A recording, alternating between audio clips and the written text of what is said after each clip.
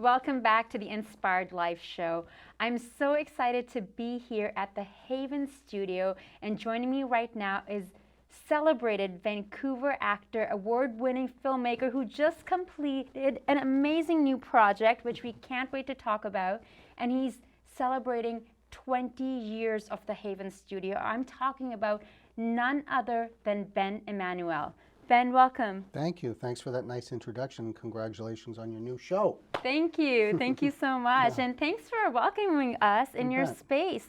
So much going on for you. You're teaching full time. You wrote, directed this amazing project, Have Hope Yo. I love that name. Tell us about your new feature. Good. Well, you know, the name, we're trying to figure that out because people seem to either really love it or hate it.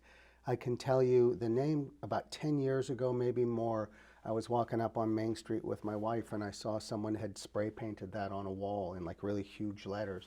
And there was something about that slogan, I'll call it a slogan, that just made us smile and made us happy. And I took a picture of her beside it.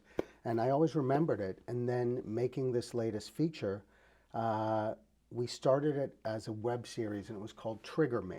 Because, you know, everybody's trigger is a big word these days.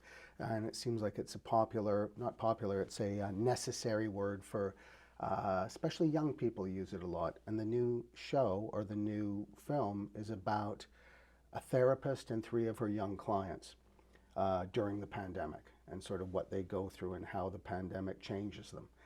So we shot it back in October of 2020.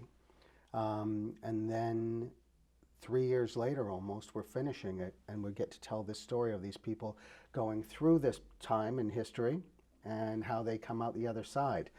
Trying to get a new title for it to freshen things up. Have Hope Yo just stayed in my mind because what else can you do during these times, right? You got to have hope. You got to keep going and hope that we're kind of through the worst of that pandemic and we're on to, you know, a bit of a smoother ride. But the title's been interesting because some people really love it and some people think it's really stupid. I love the title. It actually put a smile on my face, and just even imagining it as a social media hashtag, like Have Hope Yo. And I feel it's got a very fun, but I'm sure with, you know, when it's talking about the pandemic, I'm sure there's some heavier topics in there too. Yeah. So tell me about the inspiration of like writing this and how amazing that, you know, you started writing it and then in 2020, like the same year, you started making it. So tell me about that process. Well, this is my 3rd feature and I've made one every 10 years. That's how long it takes me to need to make a feature, right? I tend to make a film and I go, okay, this is a story I have to tell. And in between features, I've been working in television, developing and pitching television, which is a whole other animal and a very different world than independent film. Independent film, if you really want to do it, if you have to do it, you can figure out a way to do it. In you know, national or international television production, it's the will and the passion and the determination isn't enough. Everything has to line up. The moon and the stars have to line up perfectly. So while pitching television and working on writing TV, I've said it's time to make another feature. The pandemic was going on. A friend of mine said you should do something about the pandemic. And I said, I don't know what to do. I don't want to, you know, we just started the thing and it didn't appeal to me. But what happened was I was teaching online acting classes since, you know, right at the beginning, since March. And people were meeting in this, what turned out to be surprisingly intimate little world, you know? You'd think that online isn't a good place for acting class, and there was sort of controversy about that because some people thought, how can you teach acting classes online? But what it ended up being was a place for people to connect and communicate when we really needed to. And it's intimate because people are kind of inviting you into their homes, right? So you see people, you know, they pop up on the screen for class and they're in their little room and they kind of got their little twinkly lights on their wall, or their closet's open, or their bed is unmade, or their cat is, or their dog, you know. It's pretty private and personal and vulnerable, right? So it turned out to be surprisingly affecting for me. I really kind of felt the hearts and souls of people. And it meant a lot to me to be able to still do something where I felt I was of service and I was able to keep my business open. So it was a really important time for me, you know. A few things came up during class in discussions. One of them was social media. I had a student who wanted to be, she told me she wanted to be a TikTok star.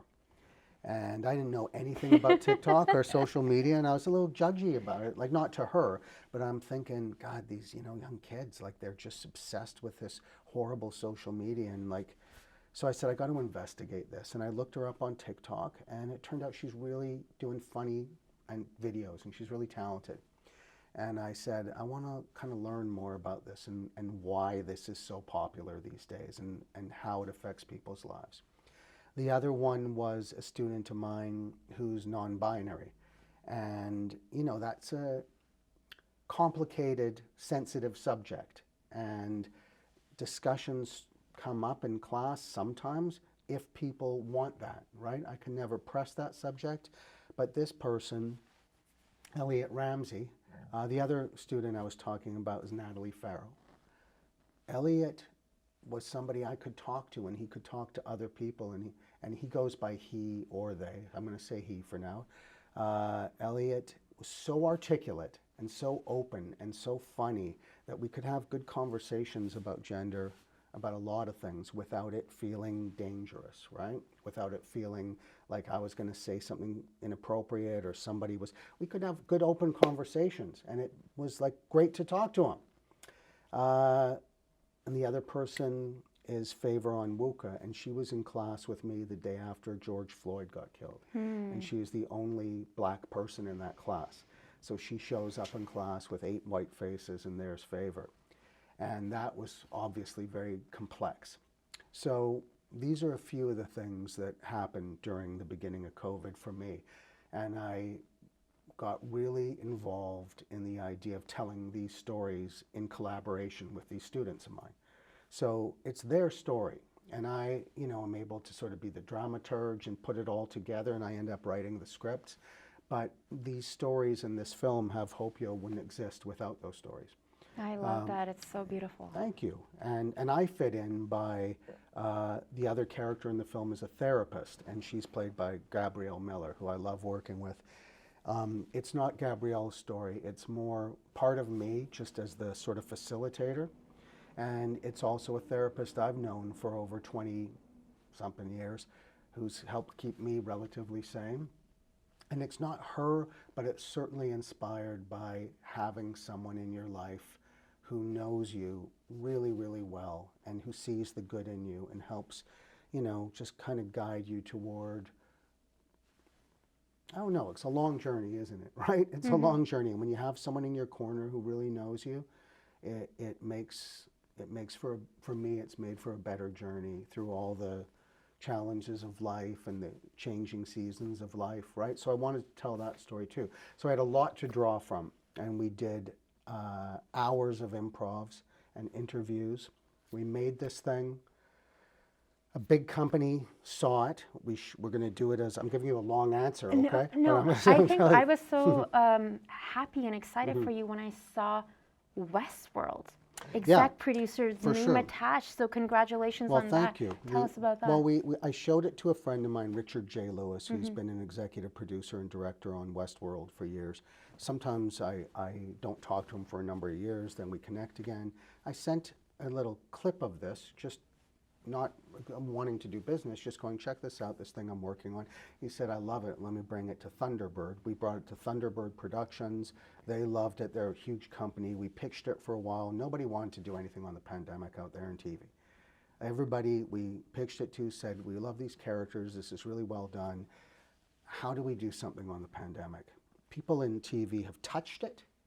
You know, they've sort of like said, you know, oh, there's somebody with a mask. Or it's whatever. too close. It's close, it seems. But I think It's like not too, yeah. yeah, You. yeah. No, I completely agree. But at the same time, to talk about it perhaps now, because we did all go through this and the pain and the ups and downs. And I'm so glad that you're talking about a therapist, because I feel what's also come out of the last few years is talking about like even for me personally, like as an immigrant from Pakistan, for a long time, I just felt that, okay, I just needed to like fit in as soon as possible.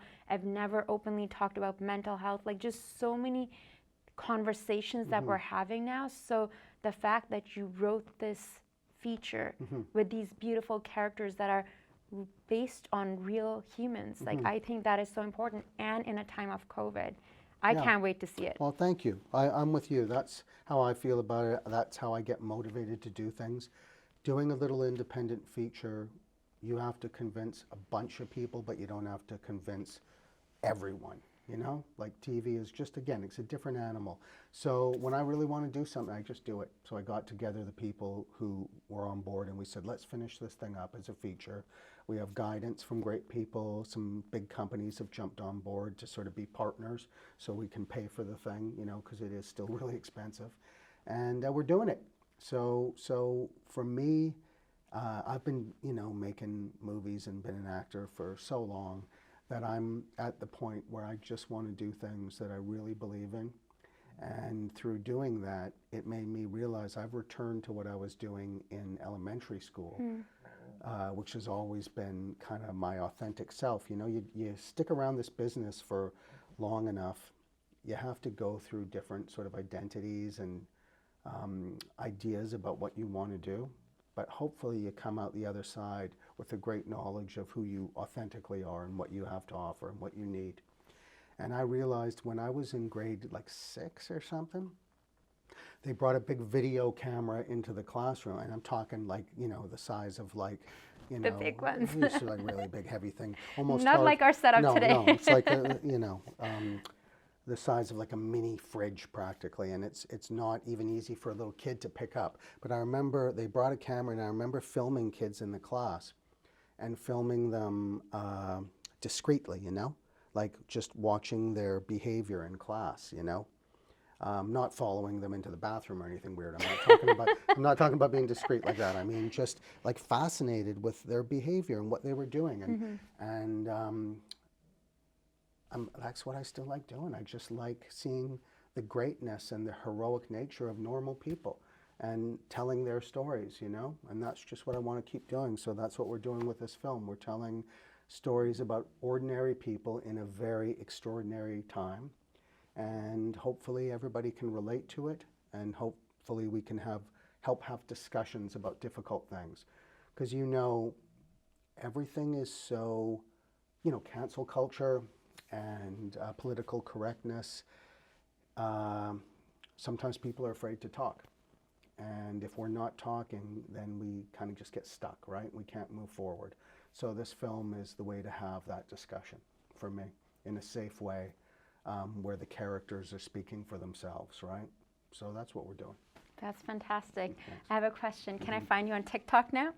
Not me, but I had it on my phone for a while after Natalie brought me into that vortex, and I had to take it off because it's too entertaining to, like, it's just, you know, like anything goes on TikTok, right? And it really is easy to get addicted, isn't it? To just Hours. I feel like sometimes it can be just me and the phone. I couldn't understand it in the beginning because it was during COVID that it really just took off, and everyone was doing these dance moves and such, or people super opening up, which is kind of bringing that reality element in, sort of related to your project, even what you're saying, and inviting you into their home or their families. Yes, or even talking so much about mental health, which it's almost like a video diary, but you know, it's like online now. You can find anything online. I found that aspect.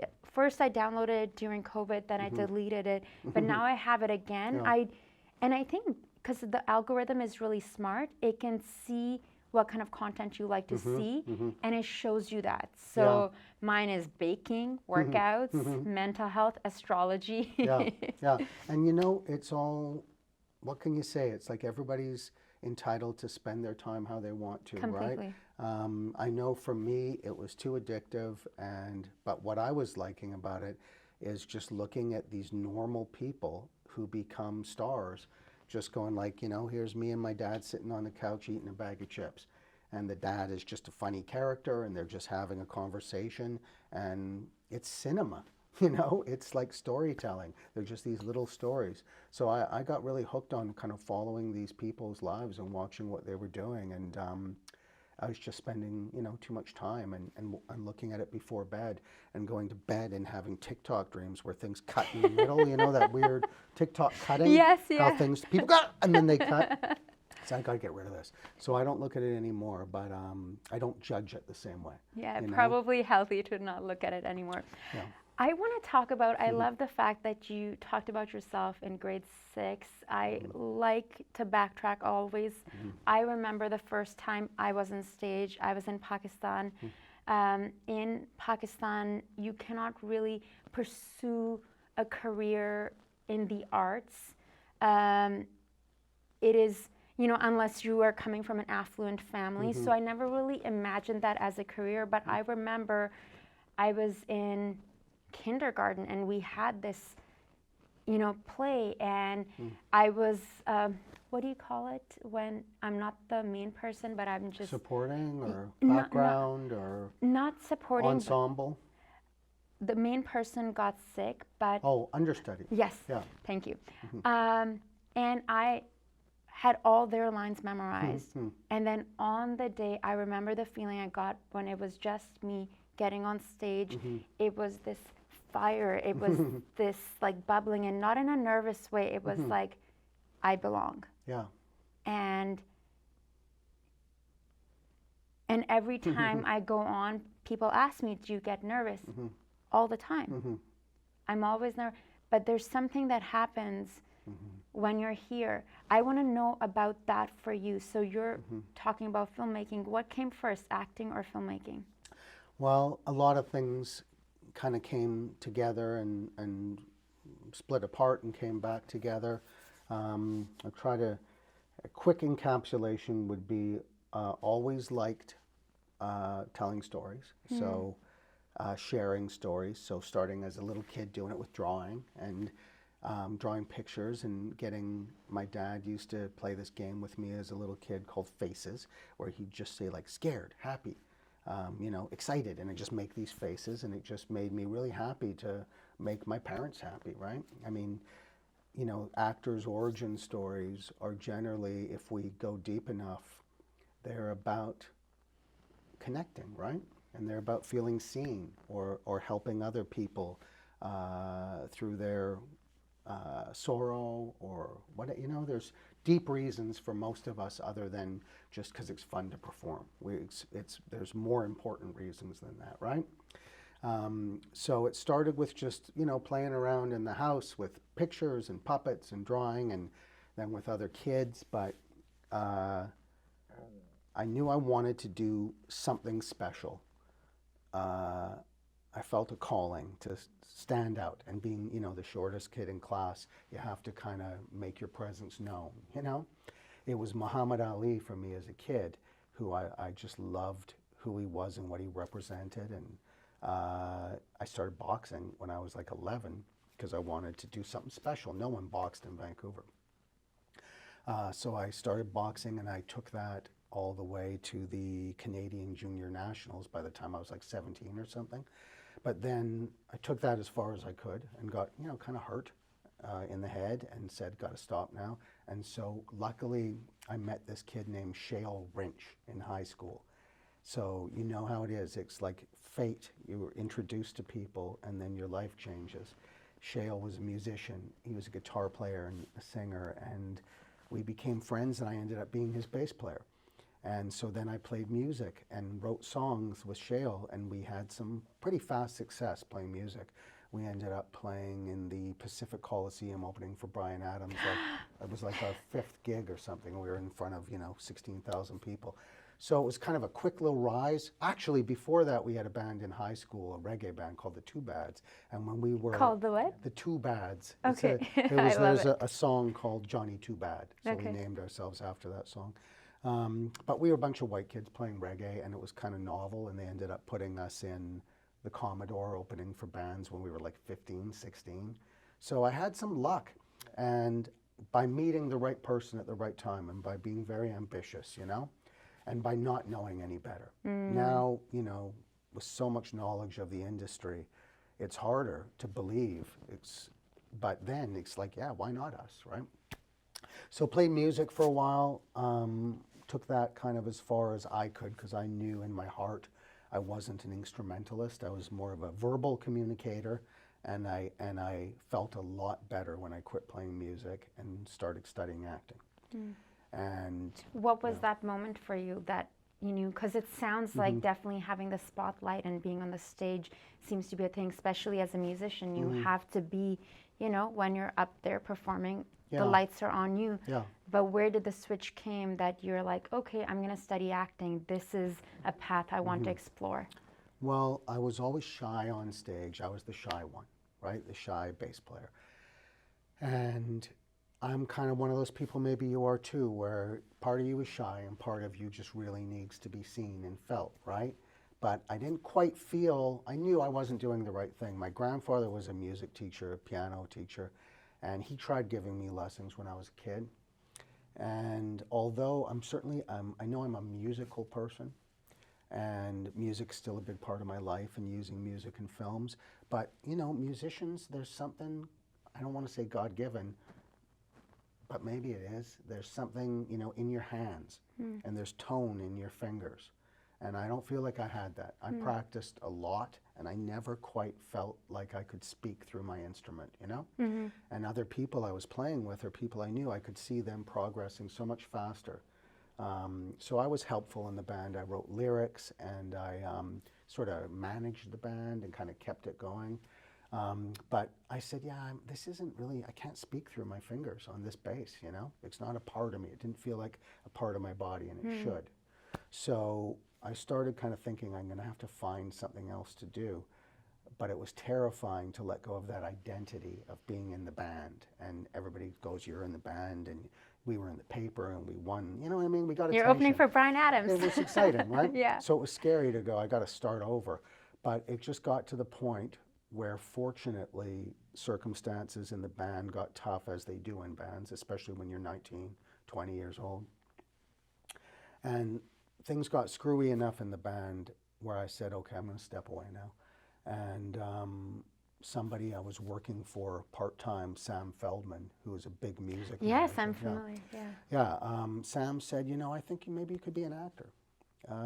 He said, maybe you could do that. Maybe you can write movies. And there are things I've been thinking about, but I hadn't taken the plunge because back then it wasn't so popular around here, right? So I started doing stand-up comedy and then started taking acting classes, and that was like the late 80s, early 90s. And yeah, I haven't stopped hustling since I was like 15 with that first band. I'm kind of tired. I'm going to tell you, kind of tired. It's like been like putting up flyers and hustling and just, you know, that's just been a lifestyle for many, many years. And it's what it takes to be an artist. Unless you win the lottery and just get picked, most of us have to really hustle. And like, you know how it is yourself getting your new show started, right? You just have to make things happen yourself. That's very well said. And it's interesting. I relate so much. I relate so much. And thank you so much for sharing so deeply. During COVID, I thought I wanted to have, you know, be an adult. And I'm grateful for the opportunities I got. I got like a day job, and I thought, okay, you know, I just celebrated a milestone birthday that I'm going to, you know, do this thing. But a couple of months after turning 40, there was just this thing after a long weekend that I just could not do it anymore. And I know in my heart of hearts that I understand why people get sick. That when you're not following your heart's calling, even if it doesn't sound like intellectually like it may be the right thing, but what it takes to be an artist, and a lot of it is trusting and falling forward and just trusting that things are going to align. And you know, I want to talk about what made you decide to write your own projects. Like, I was listening to one of your interviews yesterday. It was done in 2009, I think. I forget, it was with first weekend club for Downriver. Yeah, And 2013. 13, okay. And creating your own projects, you know? So for example, an actor out there, or even like a filmmaker or someone who's feeling stuck, I would love for them to hear your story and get inspired, because you haven't just sat down and waited for things to come to you. You have gone out there and made them happen. Yeah, well, thanks.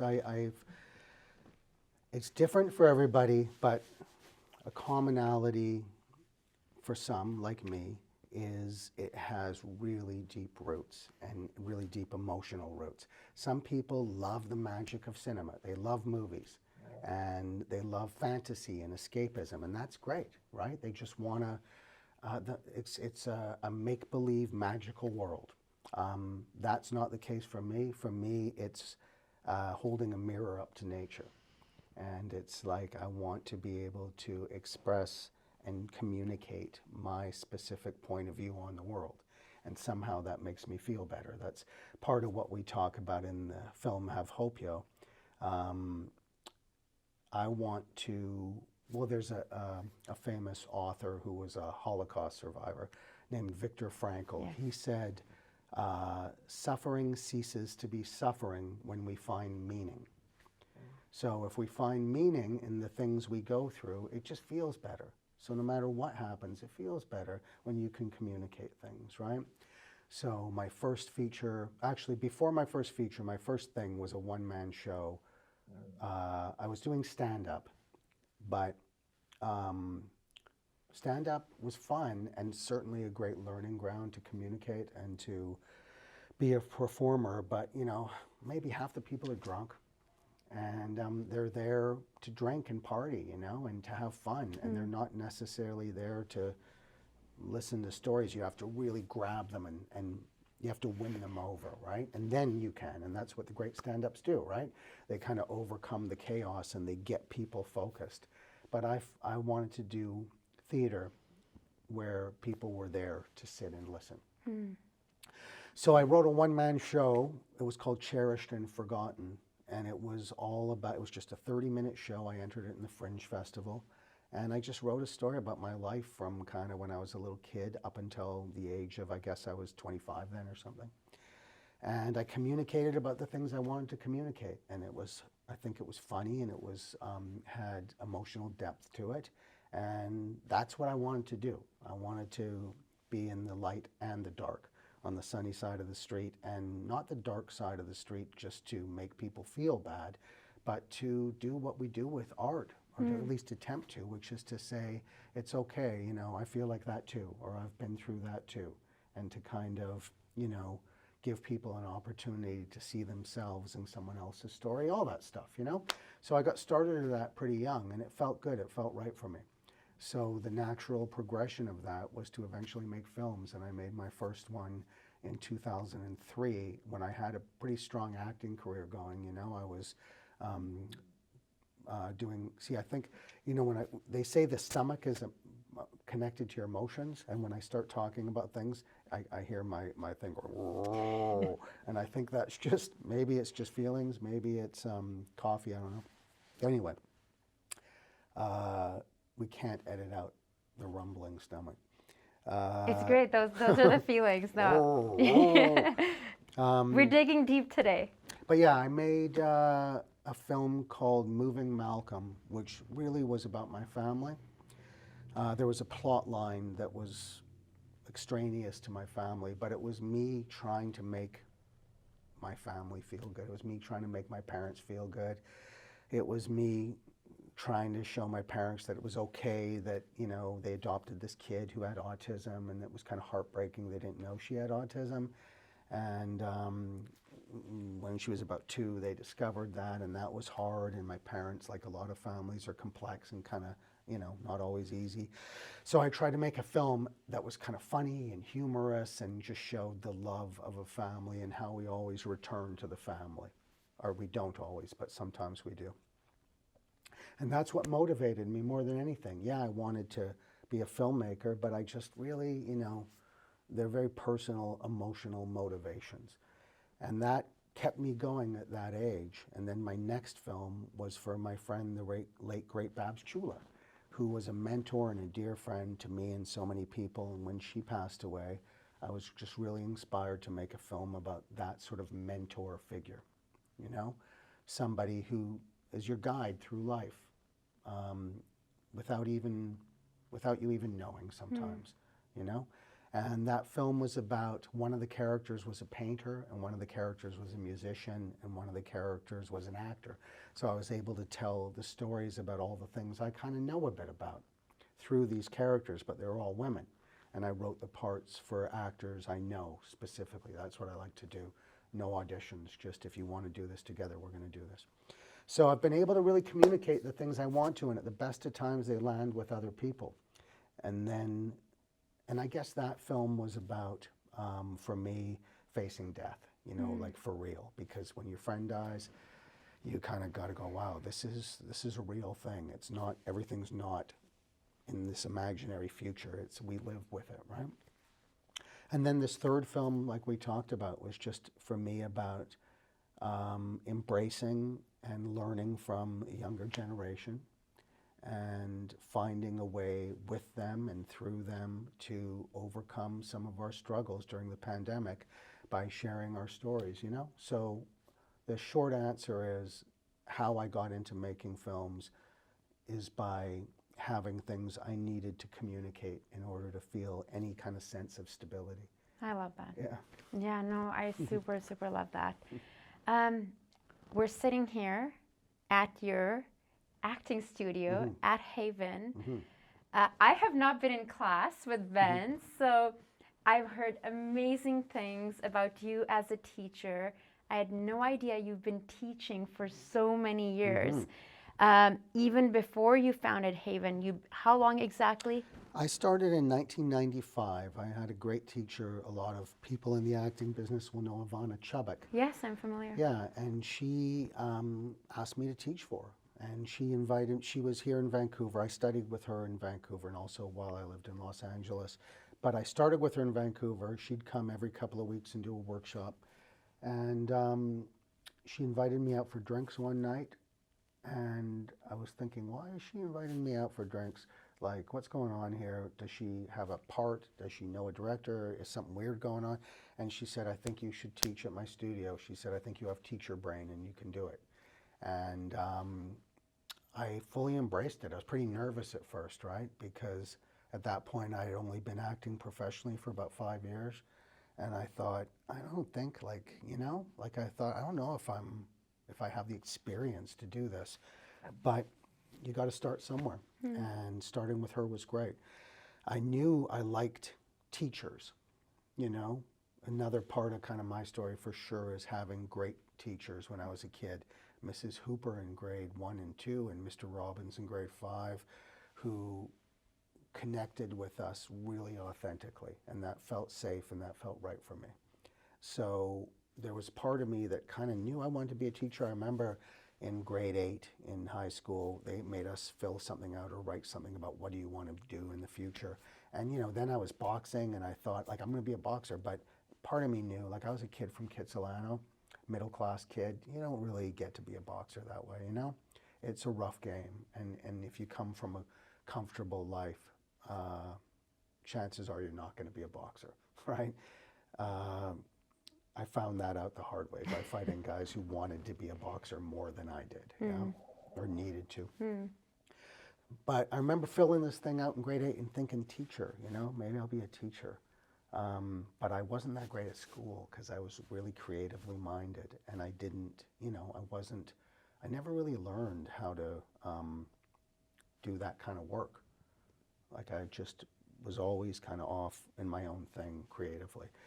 So maybe not the best background for a teacher, but sure enough, it came around in a different way later, right? But so much experience, you know, from performing to boxing, like life experience. Yeah, and wanting to connect authentically, you know, like there's so many great teachers out there, and I've got to study with a lot of them, but particularly there's a guy named Mel Tuck who's still with us in Vancouver, pretty old now, but still teaching a bit, I think. Mel was one of my first really influential teachers here in Vancouver, and then it was Ivana, Larry Moss, another great teacher, learned so much from, and most recently Patsy Rodenberg, who I went and studied with in New York, who's brilliant, author of a bunch of books, one of them, The Second Circle, life-changing stuff for me. So I've been able to learn from them and kind of carve out my own identity with a great foundation of knowledge, right? I would love to hear, I mean, selfishly, because I'm acting as well, I would love to hear like about, I almost said the Ben Ratner, but Ben Immanuel method. Like what, and we'll get to the name change as well. I would love to hear, I mean, of course I would love to come drop in the class, but I would like to hear like your process of teaching, you know, and the fact that you've been doing it for this long. Of course, I'm familiar with your name even before I interviewed you, like I've interviewed you on red carpets before. But you know, you are definitely one of those celebrated names in the Vancouver community as an actor, as a filmmaker, and as a teacher. So for our viewers, and especially anyone who's curious about wanting to act or getting into acting, want to hear like, you know? Sure. Well, I think the main thing about what we do at the studio here, and we have other great teachers, we have Jill Morrison and Nelson Wong teach here ongoing, and we have David Milchard who teaches some improv, and then we have guest instructors. So everyone brings themselves to it as the teachers, right? We have our common ideology is certainly leading with kindness and openness and generosity, but still challenging people. And I can say pushing people, but in a safe way, right? There's the author, John Patrick Shanley, says, theater is a safe place to do unsafe things that need to be done. And that's, you know, there's a lot under that umbrella, isn't there, about what's unsafe and what needs to be done. And in society, we change our perspective of what's safe and what's unsafe and what needs to be done, you know? So that's a constantly evolving conversation about what is the right way to conduct oneself in an acting class. Because when I started, the things that happen in class, there's no way that stuff would fly these days. You know, things were emotionally chaotic and kind of dangerous, and there used to be a lot of abusive teachers, you know? I can't think of her name. I wonder if it was Michelle. She was also part of the Ivana Chubbuck school here, or was it Fiona?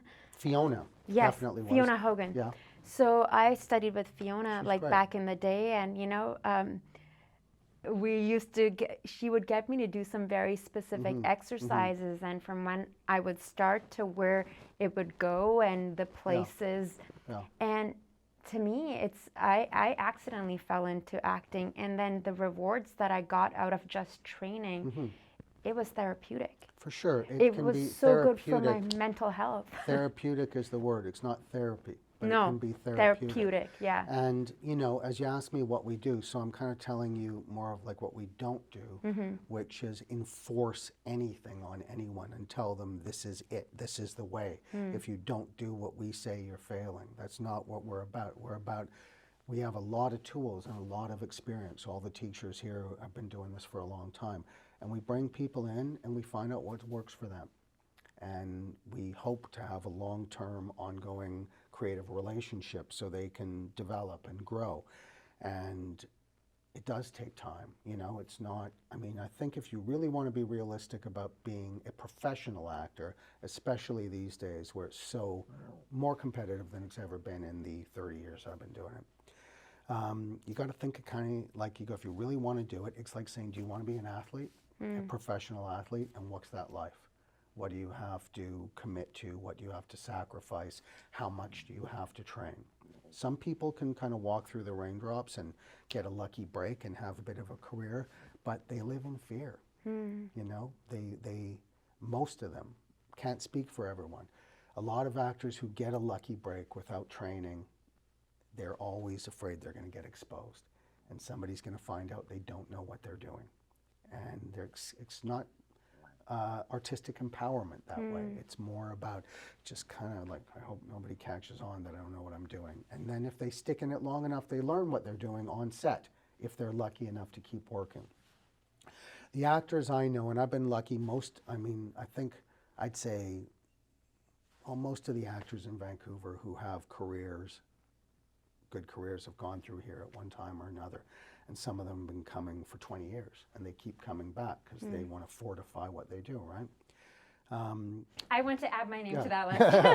Well, come on in. Yes. But what they have in common, the actors I know who last in this business, there's three main things. One of them is that they are invested in the material, right?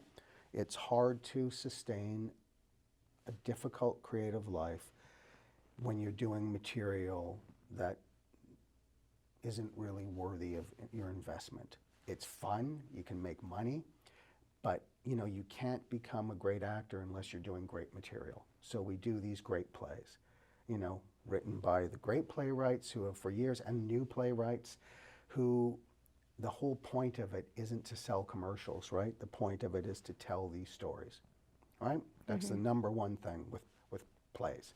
Of course, everything is monetized and commercialized, but we start with plays. Great plays make great actors, yeah? So they need to have an investment in the material to keep doing it. You're not going to stay motivated doing Hallmark MOWs. You can have fun and you can make so many people happy and make money, but the chances of most actors staying creatively invested in that through all the ups and downs, probably not too many, maybe some. But when you have beautiful, compelling material, it just keeps pulling you back, right? So that's number one. The next thing is you have to love the creative process. You have to love doing the work. It's like, like an athlete, sure, it's a grind, but you have to love playing basketball if you're going to be a basketball player. At some point, you're not going to want to do it. You're going to be tired. You have to push yourself through, but underneath all that is a love for the game, right? So you have to love doing it. You can't just, there's the old cliche, you can't love yourself in the art. You have to love the art in yourself, right?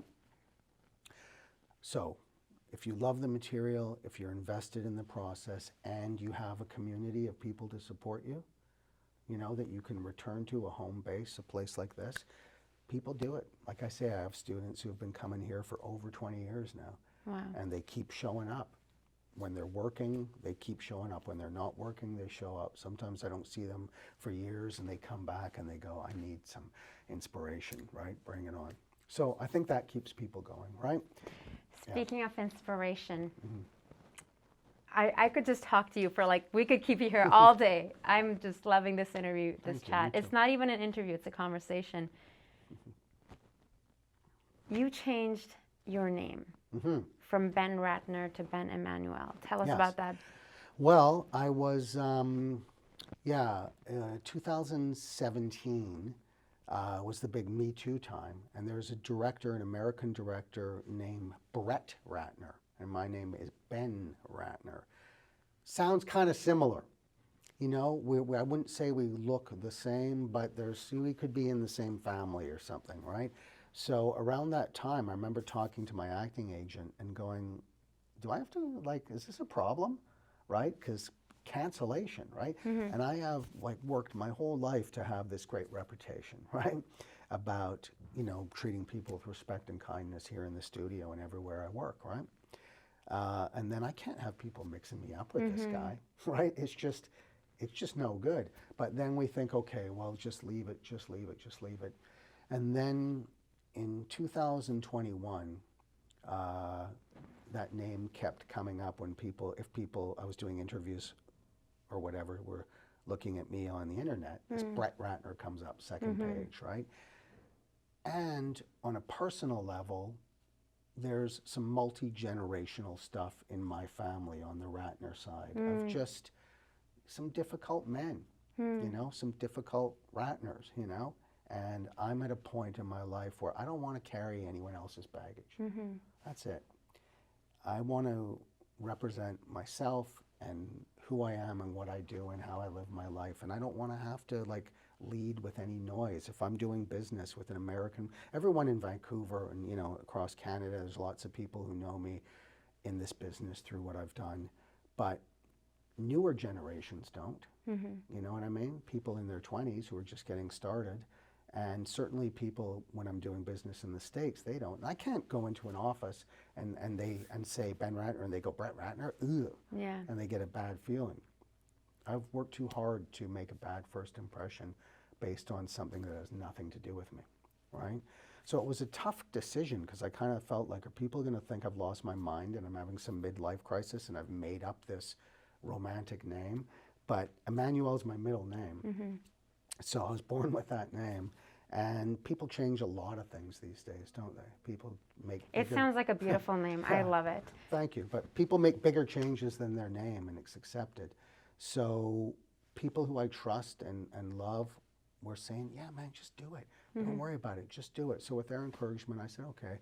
I haven't changed it legally yet, but for the business, it feels all right, you know? It feels good for a fresh start, and nobody really cares, huh? Yeah, no. You know? And it's interesting because even though I was connecting to your PR agent to get set up this interview, even though in the email it says Ben Immanuel, when I'm doing the paperwork in my brain, because I've interviewed you a few times before, it's always Ben Ratner.